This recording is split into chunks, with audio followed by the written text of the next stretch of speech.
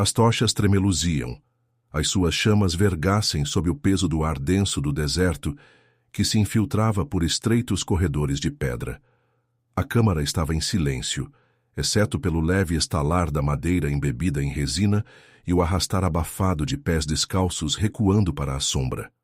Uma cortina de linho tecido tremia na extremidade mais distante, apanhada na lufada de uma corrente de ar noturna, revelando por um momento apenas a borda dourada de uma porta demasiado sagrada para olhos comuns. Lá dentro, escondido dos ouvidos dos sacerdotes e dos sussurros da cidade lá embaixo, o faraó sentava-se num divã baixo, o seu corpo meio coberto em linho cerimonial. As sombras agarravam-se a ele, como se até a própria escuridão recuasse. O aroma de óleo de lótus pairava denso, misturando-se com algo mais doce, algo quase metálico, como o sabor de fruto proibido pressionado tempo demais entre lábios trêmulos. A voz de uma rapariga, hesitante, ofegante, quebrou o silêncio. Não era a voz de uma concubina chamada do harém, nem a de uma nobre mulher oferecida em aliança. Era uma voz demasiado familiar, que carregava o fraco eco da própria linhagem do faraó. A câmara estremeceu sob o peso do indizível, e, no entanto, nenhum sacerdote ousou interromper. Os olhos de Akenaton demoravam-se na luz da tocha, como se esta fosse uma testemunha, a sua chama viva, a balouçar, pronta para levar o que vira a deuses que pudessem ainda estar a ouvir. Mas que deuses! O antigo panteão fora despojado, os seus templos fechados, as suas estátuas esmagadas. Apenas Aton, o disco flamejante, o sol que tudo vê, permanecia. E Aton não tinha rosto, nem ouvidos, nem boca. Apenas luz. Luz que não podia ser travada, luz que revelava tudo, mesmo aqui, na mais secreta das salas. Fora das muralhas do palácio, Tebas dormia inquietamente. O povo tornara-se irrequieto com o seu estranho rei, o faraó que desafiava Sacer. Dotes apagava deuses e se renomeava em honra do sol sozinho.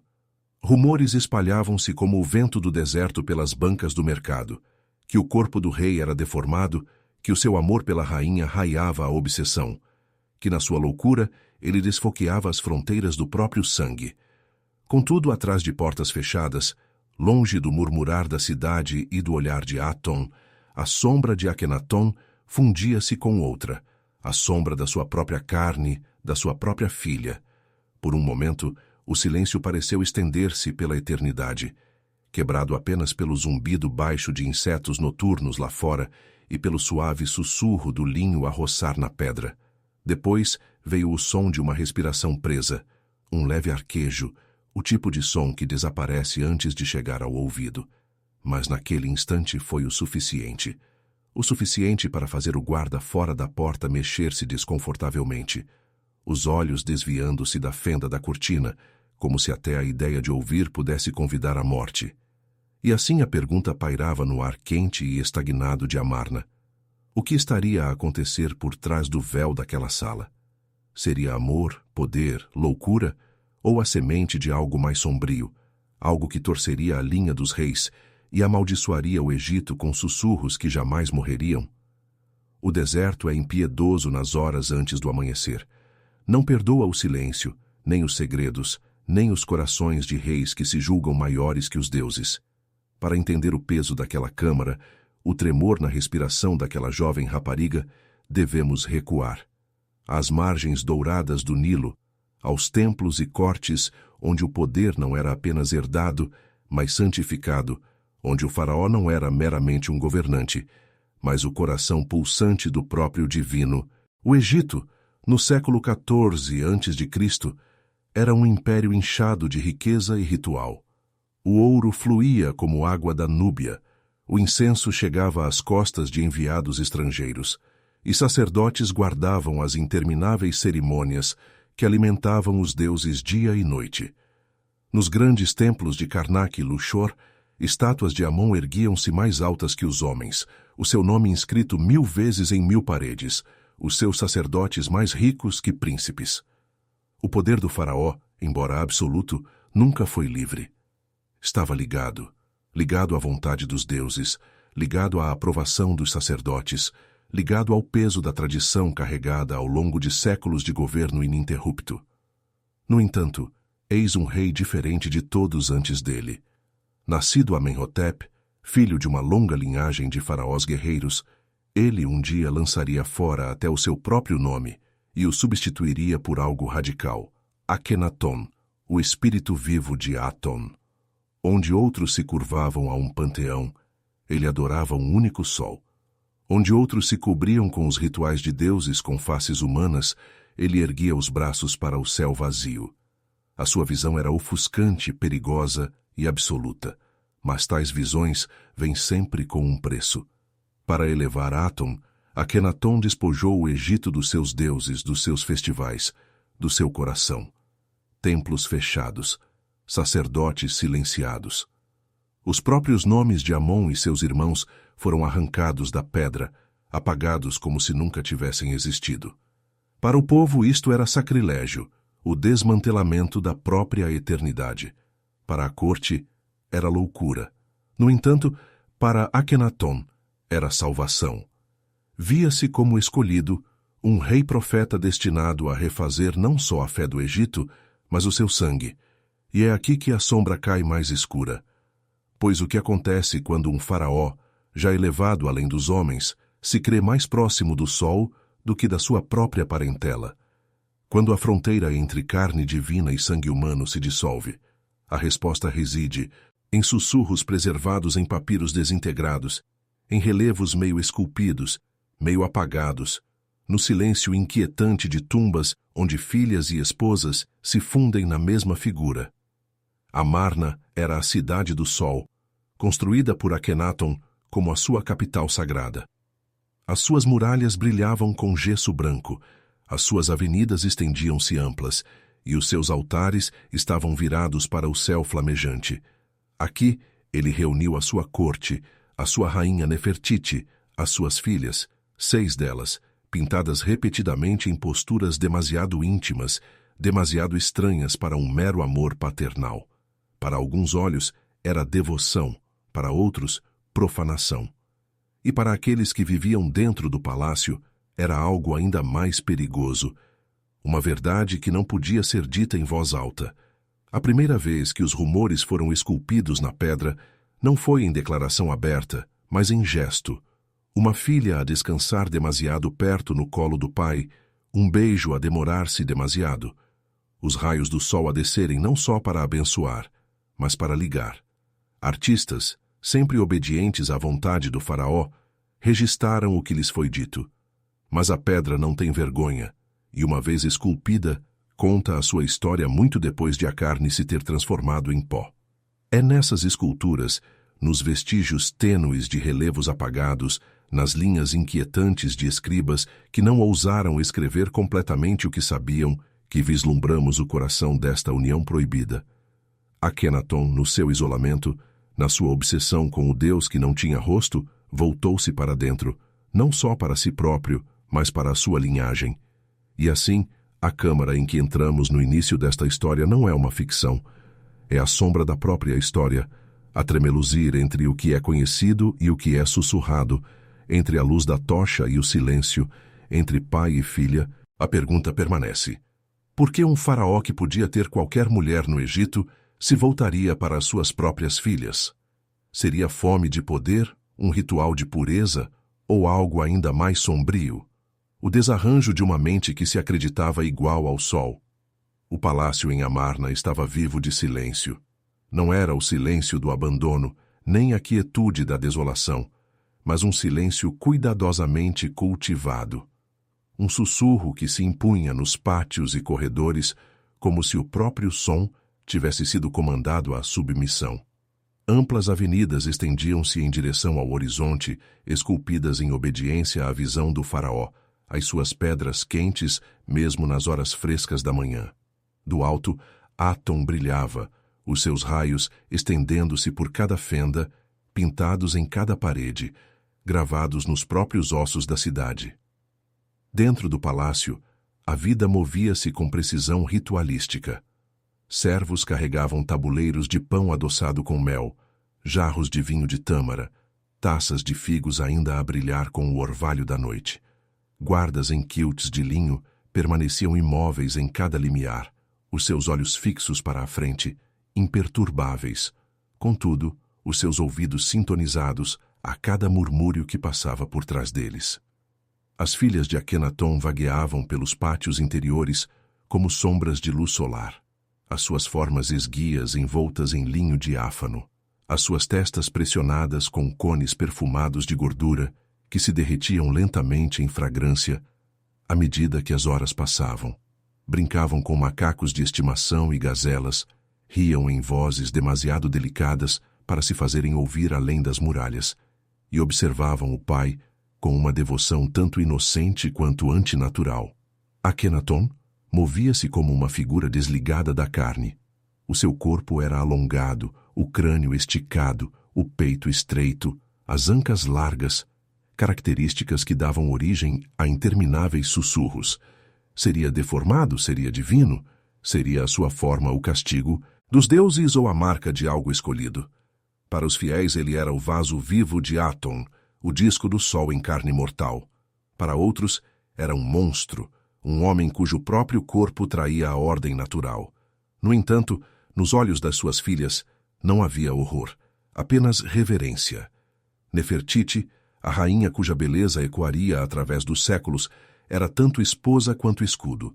Ela estava ao lado de Akhenaton, em relevo após relevo, o seu corpo esculpido quase igual ao dele, a sua coroa a erguer-se alta, o seu olhar tão imponente quanto o próprio faraó.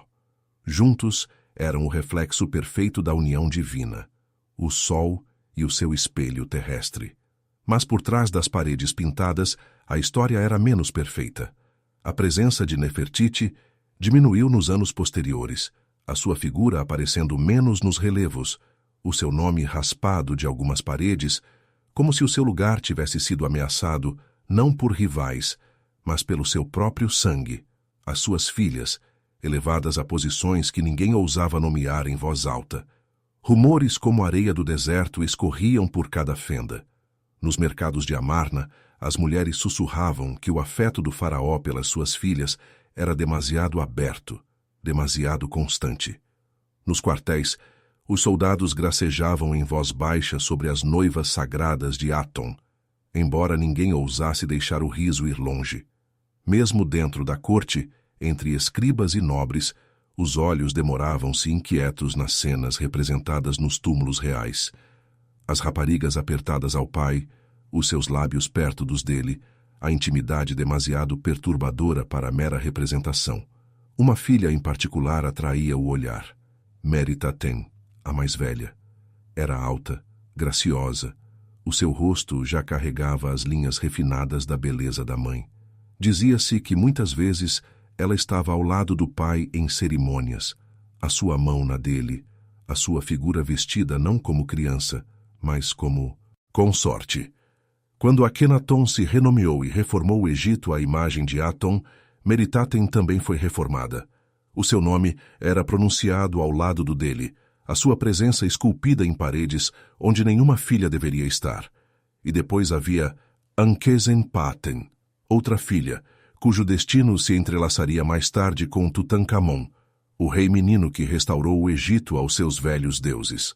Mas naqueles anos, no calor cintilante de Amarna, ambas as filhas pertenciam não ao Egito, mas ao pai. A corte inquietou-se. Os sacerdotes, já despojados do seu poder, olhavam para as ações do faraó com um horror que não ousavam expressar. Tinham visto reis tomar esposas estrangeiras, casar irmãs para preservar dinastias, até casar primas para manter a linhagem pura. Mas filhas? As filhas eram vasos sagrados de aliança, destinadas a ser dadas a príncipes, reis ou mesmo senhores estrangeiros, nunca a ser consumidas pelo próprio pai. Tal ato desafiava não só os deuses, mas o próprio equilíbrio da Maat, a ordem cósmica que mantinha o universo unido. Ainda assim, ninguém o desafiou abertamente, pois Akhenaton não era meramente um homem. Ele era o escolhido do sol, e a sua palavra era lei. Aqueles que o questionavam eram silenciados, os seus nomes apagados, os seus túmulos deixados inacabados. Em Amarna, apenas Aton falava, e Aton falava através de Akenaton. A tensão cresceu a cada festival que passava. Nos grandes dias de adoração a Aton, quando o povo era convocado para erguer os braços ao disco flamejante, Akenaton aparecia com as suas filhas a flanqueá-lo. Elas carregavam flores, leques, emblemas sagrados, papéis outrora reservados para rainhas e altas sacerdotisas. A visão inquietava a multidão, mas os raios de Aton caíam sobre todos da mesma forma, dourados e implacáveis. À noite, o palácio sussurrava. Servos carregavam tabuleiros para câmaras onde as filhas demoravam-se demasiado. Guard as desviavam o olhar, os seus rostos de pedra, os seus pensamentos afogados em silêncio. E algures na cidade, um escriba, com as mãos a tremer, registrava as palavras que não ousava dizer em voz alta, que a linhagem do faraó estava a torcer-se, a dobrar-se sobre si mesma, e que os deuses, fossem Aton ou Amon, ou quaisquer ainda inominados, não ficariam em silêncio para sempre. Prenúncios acumulavam-se como nuvens de tempestade. Um servo encontrado morto perto dos aposentos reais, a garganta cortada em silêncio, o corpo atirado ao Nilo antes do amanhecer. Um sacerdote descoberto desaparecido, os seus pergaminhos queimados, as suas câmaras seladas. Um soldado despromovido sem razão, a sua família a desaparecer dos quartéis na noite seguinte. Cada ato era pequeno, isolado, mas juntos construíam uma sombra que se estendia por Amarna. A cidade brilhava branca ao sol, mas sob as suas pedras a escuridão prosperava. Uma noite, enquanto o sol baixava e Aton se punha por trás dos penhascos, uma estranha procissão serpenteou até ao palácio. Músicos tocavam suavemente, as suas flautas tecendo uma canção tão delicada que parecia quase quebrada. Tochas irrompiam contra as paredes, projetando sombras longas e finas, e entre elas Meritaten caminhava não como filha, mas como noiva. O seu cabelo estava untado e trançado, o seu vestido aderente em dobras de linho branco, o seu pescoço pesado de ouro que cintilava contra a chama. Atrás dela, servos carregavam jarros de óleo perfumado, tabuleiros de romãs e vinho, oferendas apropriadas não para uma criança, mas para uma consorte. Os guardas trocaram olhares, mas ninguém falou. Os músicos continuaram a tocar, as suas notas falhando em alguns pontos, como se também eles soubessem o peso do que carregavam. A procissão desapareceu nas câmaras interiores, onde nenhuns olhos senão os do faraó eram permitidos, e assim, os sussurros que se tinham demorado por anos, agora se transformaram em certeza. A união proibida não era mais um rumor, era um ritual. O que aconteceu por trás daquelas portas fechadas naquela noite? Foi cerimônia? Foi consumação? Ou foi o selar de um destino que amaldiçoaria o Egito por gerações? As paredes do palácio jamais falariam, mas os ecos sim. A câmara estava imersa num silêncio tão completo que parecia quase vivo. As tochas sibilavam à medida que o óleo escorria, enviando plumas de fumo negro para cima que se enrolavam contra o teto pintado, onde os raios de Aton se estendiam como dedos esqueléticos. O chão era de calcário fresco, polido por incontáveis pés, mas agora ostentava apenas o suave sussurro do linho contra a pedra.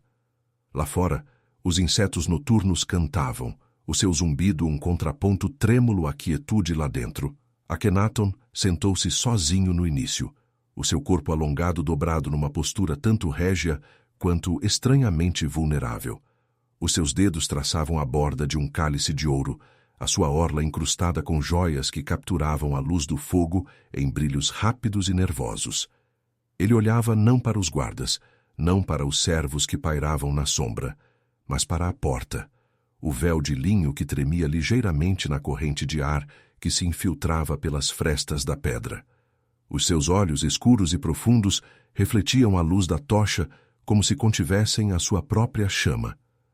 Quando a cortina se moveu, a câmara pareceu exalar. Ela entrou com passos leves o suficiente para serem confundidos com hesitação. Meritaten. A sua forma era esbelta, o seu rosto composto. Contudo, havia Há uma inquietação na forma como os seus dedos agarravam as dobras do seu vestido, apertando e soltando como se para se lembrar da carne, do peso, da realidade. O seu cabelo estava trançado com ouro, o seu pescoço adornado com pesados colares que puxavam a sua pequena figura para baixo. Contudo, o seu olhar estava levantado, não para o chão, não para o teto, mas para ele. O faraó não se levantou. Ele ergueu a mão lentamente, o gesto de um deus a conceder luz sobre a terra, e ela avançou. Cada passo ecoou no silêncio magnificado, como se as próprias paredes se esforçassem para ouvir. Atrás dela, os servos curvaram-se profundamente, recuando para a sombra, os seus rostos ilegíveis. A cortina fechou-se. A câmara era deles. Akhenaton falou, mas as suas palavras eram baixas, indistintas, engolidas pelo crepitar das tochas. O que quer que ele tenha dito, Meritaten obedeceu. Ela depositou o lótus que carregava, as suas pétalas a murchar no calor, libertando uma fragrância demasiado doce, quase enjoativa, que se misturava com o fumo da resina. As suas mãos tremeram apenas uma vez, quando ela alcançou a taça de ouro com óleo, colocada sobre uma mesa baixa ao lado do divã.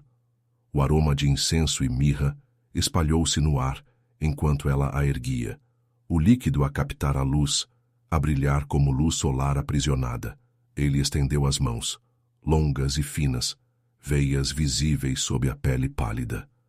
Ela derramou o óleo sobre os seus dedos, o seu toque roçando o dele, um contacto demasiado breve para ser inocente, demasiado deliberado para ser acaso. Os seus olhos não a deixaram. O ar adensou-se. A câmara aqueceu, embora nenhuma fogueira ardesse mais quente do que antes. As tochas pareciam balançar, a sua luz a tremeluzir sobre as paredes pintadas, onde os raios de Aton desciam em relevos esculpidos, raios que terminavam não em feixes, mas em mãos, mãos que alcançavam, que tocavam, que abençoavam. Era como se o próprio Deus se inclinasse para dentro da câmara, observando, sancionando, selando o que nenhum mortal ousava. A voz de Akhenaton ergueu-se novamente, mais forte agora, carregando uma cadência quase ritualística. Ele recitou os nomes de Aton, palavras esculpidas em hino, mas agora faladas em intimidade. Meritaten respondeu em sussurros, a sua voz quebrando uma vez, depois firmando-se, até se juntar à dele em uníssono. Juntos cantaram, pai e filha, rei e criança, as suas palavras fundindo-se num único fio que se enrolava na câmara como uma ligação invisível. Quando o silêncio regressou, era mais pesado do que antes. Ela pousou a taça, as suas mãos escorregadias de óleo, a brilhar como se as tivesse mergulhado na própria luz do sol. Ele estendeu a mão, pegando nos pulsos dela, guiando-a para mais perto. Não havia pressa, nem frenesi. Cada movimento era deliberado, lento, como se estendido pela eternidade. A luz da tocha pintava as suas sombras na parede, duas figuras unidas, as suas formas a fundirem-se numa só. Lá fora, o guarda mudou de posição. A sua mão roçou no punho da arma, embora nenhuma ameaça se movesse. Ele fixou o olhar no chão, contando as batidas da sua própria respiração, querendo que os seus ouvidos não ouvissem os sons tênues para lá da cortina, o sussurro do linho, o suspirar da respiração, o suave tilintar do ouro contra a pedra. O tempo perdeu a sua forma naquela câmara. A noite adensou-se, as estrelas ardiam indiferentes sobre o deserto, e dentro daquelas paredes, a linha entre o sagrado e o profano dissolveu-se. Para Akhenaton, isto não era pecado, era santificação. Na sua mente, as suas filhas não eram meras crianças do seu sangue, eram vasos da essência divina de Aton, extensões do próprio sol. Fundir-se com elas era dobrar a luz de volta à luz, preservar uma pureza intocada por sacerdotes ou nobres ou reis estrangeiros. Mas para Meritaten, o silêncio contava outra história. O seu rosto, quando a luz da tocha o apanhava, estava tenso com algo não dito. Medo, talvez, ou resignação. Os seus lábios moviam-se em sussurros demasiado tênues para alcançar as paredes, palavras perdidas sob o zumbido baixo dos insetos noturnos lá fora. O que quer que ela sentisse estava enterrado sob o peso do dever, sob a esmagadora realidade de que não existia recusa na presença de um rei-deus. O ritual terminou não com um grito, nem com triunfo, mas com silêncio.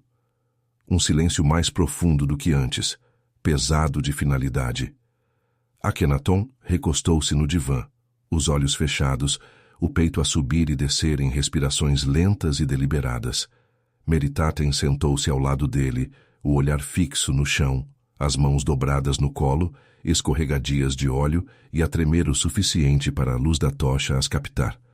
Algures lá fora, um cão ladrou. O som foi agudo, repentino, um lembrete de que o mundo ainda existia para além daquelas paredes. Mas lá dentro, a câmara estava selada na intemporalidade, o ar espesso com o aroma de lótus e fumo. O peso de uma união que nunca deveria ter acontecido. A cortina agitou-se mais uma vez. Uma serva entrou com o rosto baixo, as mãos a carregar um vaso de água fresca. Ela colocou-o no chão, os seus movimentos cuidadosos, os seus olhos fixos na pedra sob os seus pés. Ela não olhou para eles. Não precisava. O silêncio dizia-lhe tudo. A serva partiu. A cortina caiu. A câmara estava novamente em silêncio. Os sussurros começaram na manhã seguinte. Os músicos que tinham tocado na noite anterior falavam de ritmos estranhos, de flautas que falhavam, de notas que pareciam quebradas. Os guardas que estavam fora da câmara mexiam-se desconfortavelmente, o seu silêncio mais alto do que a fala. Os servos que limpavam os chãos encontraram manchas de óleo na pedra, pétalas esmagadas nas fendas, um cálice virado e seco. Ninguém falava abertamente, mas os seus olhos carregavam o peso do conhecimento. E no Egito, os olhos eram frequentemente mais perigosos do que as línguas. A cidade agitava-se com rumores.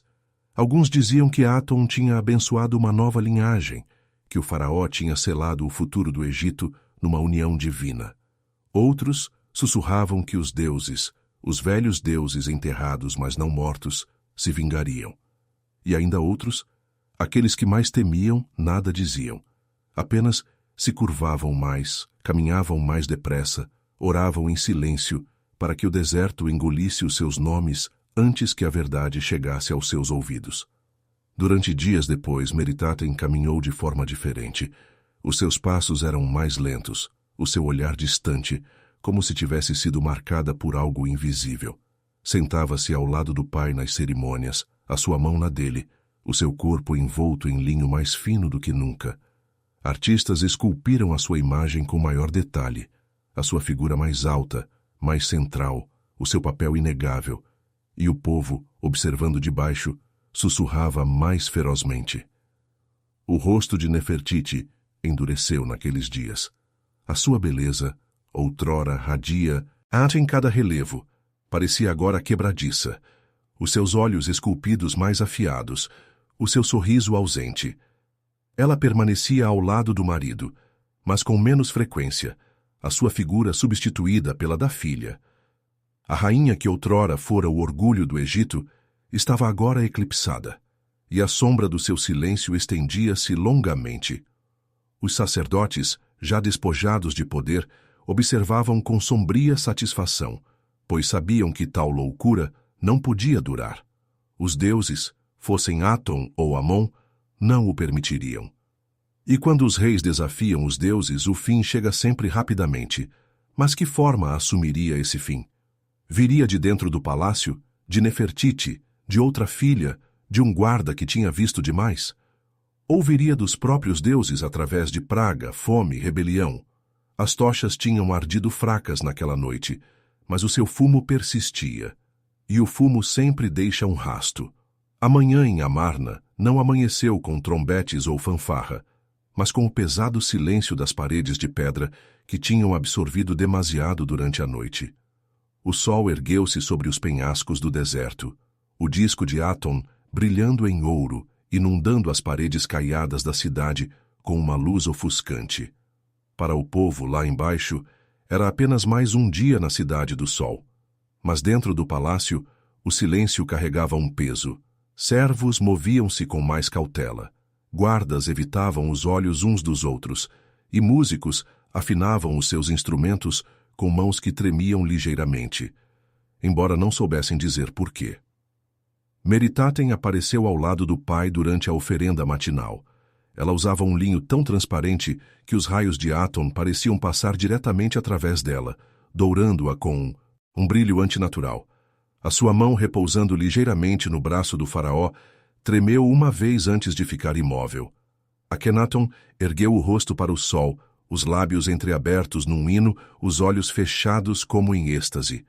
Os raios esculpidos nas paredes do templo pareciam alcançá-lo, cada um terminando em mãos que pairavam sobre a cabeça dele e dela. Para os sacerdotes forçados a assistir, já não viam um pai e uma filha, mas uma união santificada na blasfêmia. O povo murmurava. Sussurros moviam-se como redemoinhos de poeira pelas ruas, que o faraó tinha levado a sua filha para os seus aposentos, que a rainha tinha sido posta de lado, que o próprio Aton exigia pureza não só de culto, mas de sangue. Alguns argumentavam que era divino, que o sol tinha queimado a velha ordem e deixado uma linhagem ininterrupta por alianças estrangeiras.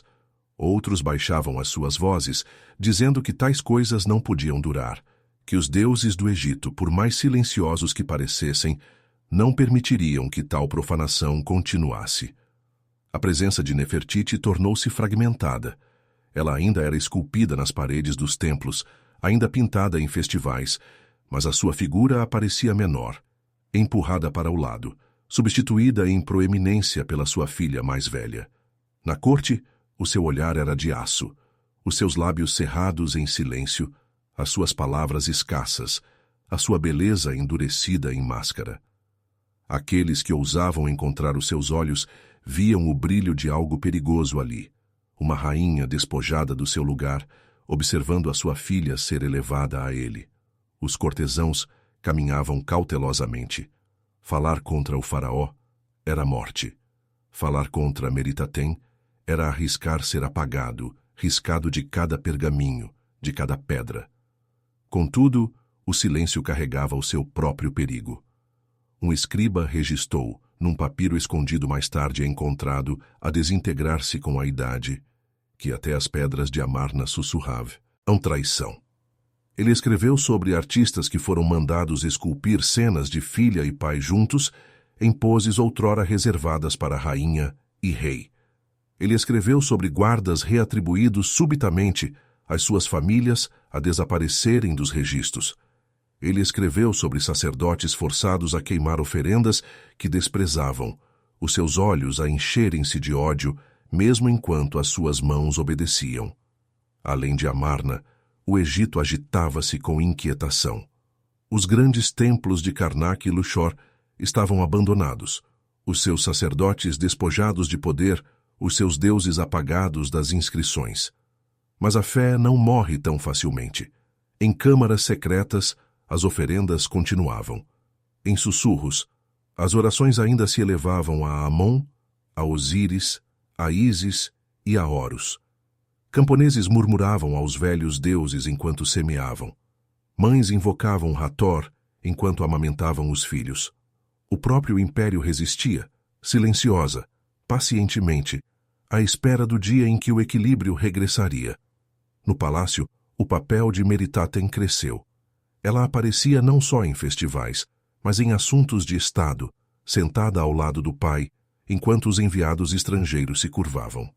Quando emissários de Mitanni e Babilônia vinham trazendo presentes de ouro e lápis-lazuli, viam não apenas uma rainha, mas uma filha vestida no seu lugar. As suas cartas, fragmentos que sobrevivem nos arquivos de Amarna, falavam com confusão. De uma corte onde filhas substituíam esposas, onde o olhar do faraó não se demorava em aliados, mas em sangue.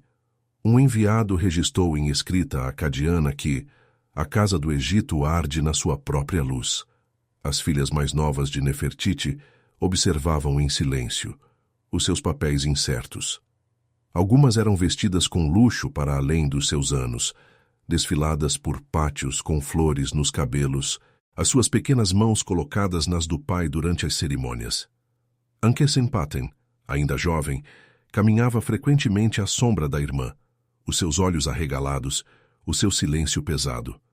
Com o tempo, tornar-se-ia rainha de Tutankhamon, o menino rei que desfaria o legado de Akhenaton, mas por agora era apenas mais uma filha apanhada na órbita do faraó, atraída para um sol que consumia tudo. As consequências espalharam-se. Funcionários começaram a vacilar na sua lealdade. Carregamentos de grão chegavam atrasados. Impostos do Nilo desapareciam. Soldados desertavam sob o sol do deserto. As fronteiras do império esgarçavam-se.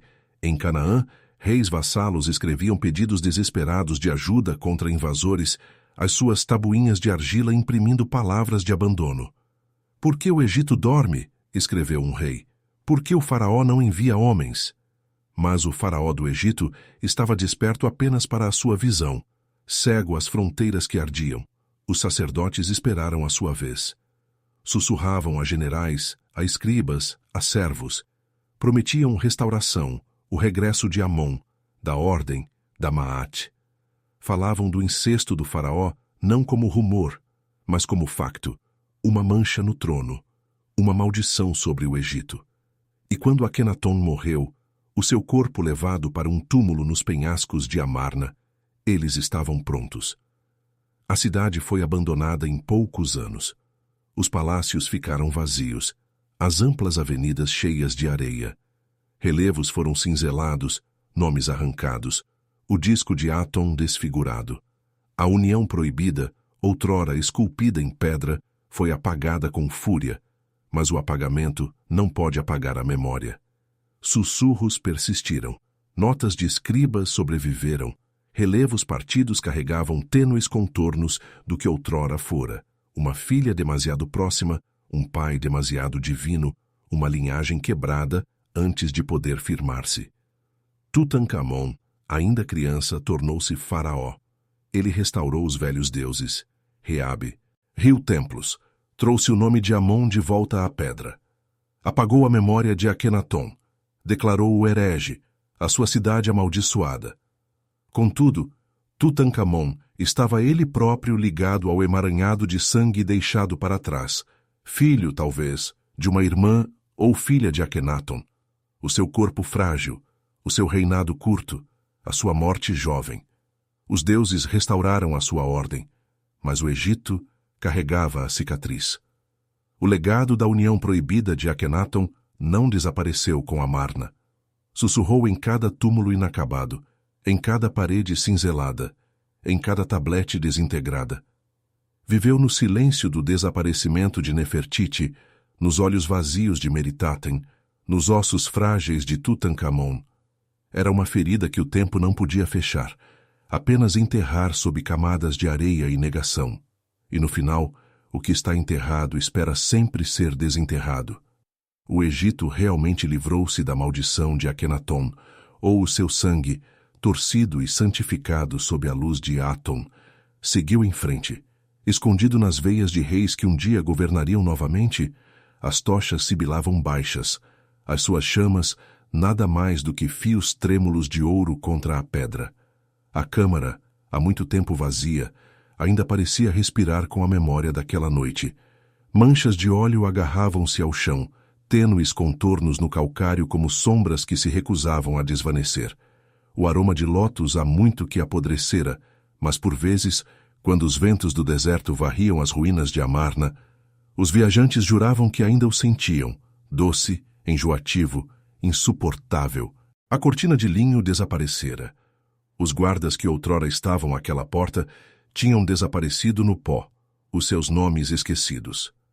Meritaten, a filha que caminhou demasiado perto na luz do pai, jazia num túmulo semi-acabado, a sua imagem cinzelada, depois apagada. Os olhos de Nefertiti, imortalizados no busto que sobreviveria por séculos, pareciam não olhar para a beleza, mas para o silêncio, como se também ela carregasse o peso de segredos jamais ditos. E Akhenaton, o herege, o profeta, o louco, o amante do sol, Foi lançado na história não como um rei-deus, mas como um aviso. Contudo, as pedras não esquecem. Os relevos, embora desfigurados, ainda sussurram de mãos que tocaram onde não deviam, de lábios demasiado próximos, de um pai que se fez Deus e exigiu a obediência do sangue. Acadêmicos ainda discutem. Foi ritual? Foi amor? Foi loucura? Akhenaton realmente levou as suas filhas para a sua cama, ou as cenas eram meros símbolos de devoção distorcidos pelo tempo? A evidência é fragmentada, dispersa, frágil. Mas talvez esse seja o maior horror, que não possamos saber, mas não consigamos desviar o olhar. A noite naquela câmara persiste porque está inacabada. Um arquejo preso na garganta, uma sombra projetada por demasiado tempo, um silêncio demasiado pesado. O Egito tentou apagá-la, cinzelando cada vestígio, queimando cada registro, abandonando a cidade ao deserto. Mas o apagamento é em si uma confissão. Destruir algo tão completamente é admitir a sua existência.